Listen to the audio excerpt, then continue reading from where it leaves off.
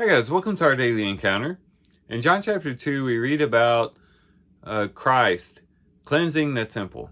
The people were selling animals and making money and making a profit off of the people there in the temple area. And Jesus drives them out.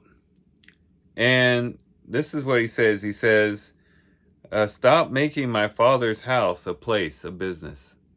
In other words, they had taken what was his Father's house and made it into something that it should not have been.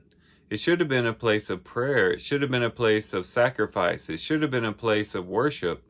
But they were making it a place to sell and making it a marketplace. And so they weren't using God's house in the way that it was intended. And as we think about this, we could think about ourselves in connection to this. We're told in Ephesians chapter 2 that we are God's house. That is, the church collectively is God's house. We are the temple of God, the dwelling place of God. But in 1 Corinthians chapter 6, it gets even more personal than that, in that we're told that we are the temple of the Holy Spirit. Our bodies are a temple of the Holy Spirit that dwells in us. And in connection to that, the Apostle Paul says that we have been bought with a price, therefore we should glorify God in our bodies. In other words, the purpose of our bodies, now that we have become a temple of the Holy Spirit, is to glorify God. And we have to ask ourselves, are we really using this temple, this house of God, in a way that it is intended? Or are we using it for selfish means, as the people were doing in the time of Jesus when he cleanses the temple?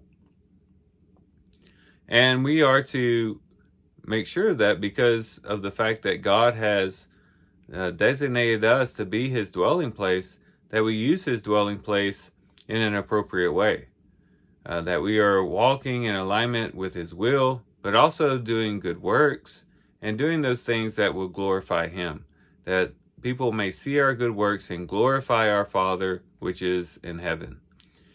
So as we think about this text, let's ask ourselves, does our temple need to be cleansed? That is, does Christ need to drive out some things in our heart and in our lives that would open up the way for God's house to become what it was originally intended to be, and that is a place that would glorify him?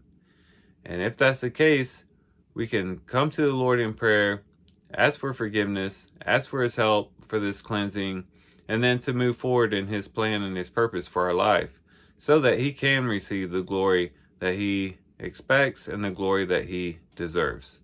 So these are some things we can reflect on and think about as we do our reading today. With that, guys, I do thank you for watching the video today.